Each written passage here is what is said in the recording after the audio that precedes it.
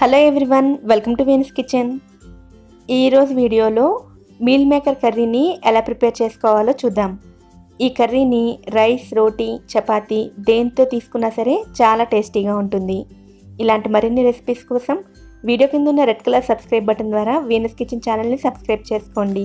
పక్కనే ఉన్న బెల్ ఐకాన్ని కూడా యాక్టివేట్ చేసుకున్నట్లయితే నేను వీడియో పోస్ట్ చేయగానే మీకు నోటిఫికేషన్ వస్తుంది.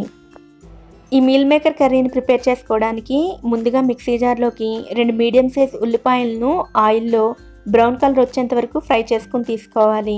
అలాగే 2 పచ్చిమిర్చి, 2 టేబుల్ స్పూన్ల జీడిపప్పు, 1/2 కప్పు పెరుగు, అలాగే గ్రైండ్ చేసుకోవడానికి సరిపడే వాటర్ని వేసుకుని మెత్తని పేస్ట్లా గ్రైండ్ చేసుకోవాలి. గ్రైండ్ చేసుకున్న పేస్ట్ని రెడీగా పక్కన పెట్టుకోవాలి. కర్రీని ప్రిపేర్ చేసుకోవడానికి 1 గంట ముందు 1/2 కప్పు మీల్ మేకర్ని వేడి నీటిలో వేసుకుని 1 గంట పాటు వదిలేయాలి. గంట తర్వాత మీల్ మేకర్ నుండి వాటర్ మొత్తాన్ని సెపరేట్ చేసుకుని వేరొక బౌల్లోకి తీసుకోవాలి. ఇలా మొత్తం మీల్ మేకర్ని రెడీ చేసుకుని పక్కన పెట్టుకోవాలి. ఇప్పుడు స్టవ్ మీద ప్యాన్లో 2 టేబుల్ స్పూన్ల ఆయిల్ని వేసుకోవాలి. ఆయిల్ హీట్ అయిన తర్వాత మీల్ మేకర్ని అందులో వేసుకుని లో ఫ్లేమ్లో 2-3 నిమిషాల పాటు లైట్గా ఫ్రై చేసుకోవాలి.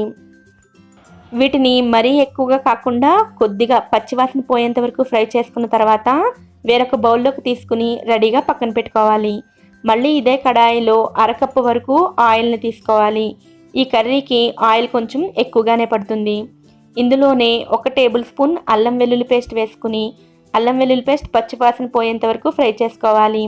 ఇందులోనే 1 టేబుల్ స్పూన్ ధనియాల పొడి, 1/2 టీ స్పూన్ జీలకర్ర పొడి, 1/2 tea spoon garam masala, 1 table spoon కారం, రుచికి సరిపడా ఉప్పు వేసుకుని వీటిని లో ఫ్లేమ్లో ఆయిల్ పైకి తేలేంత వరకు ఫ్రై చేసుకోవాలి. ఇలా మసాలాలను ఫ్రై చేసుకుని తీసుకోవడం వలన కర్రీకి మంచి టేస్ట్ వస్తుంది. 2 నిమిషాలకే ఆయిల్ ఇలా పైకి తేలుతుంది.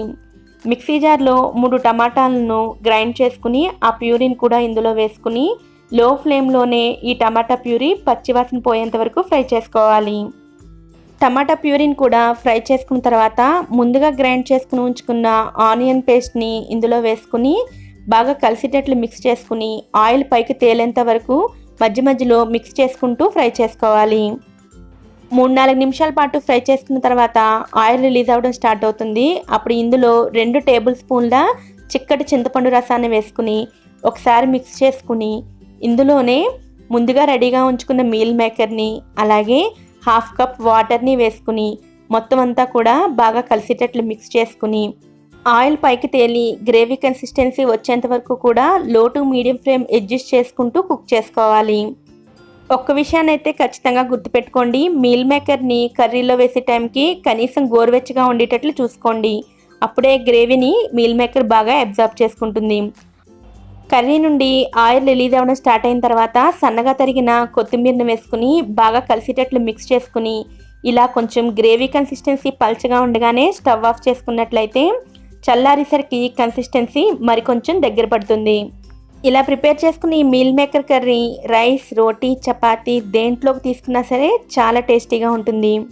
ఓకే ఫ్రెండ్స్, ఈ వీడియో కనుక మీకు నచ్చినట్లయితే ఈ వీడియోని లైక్ చేయండి, మీ ఫ్రెండ్స్తో షేర్ చేయండి. వీడియో కింద ఉన్న రెడ్ కలర్ సబ్స్క్రైబ్ బటన్ ద్వారా సబ్స్క్రైబ్ చేసుకోండి.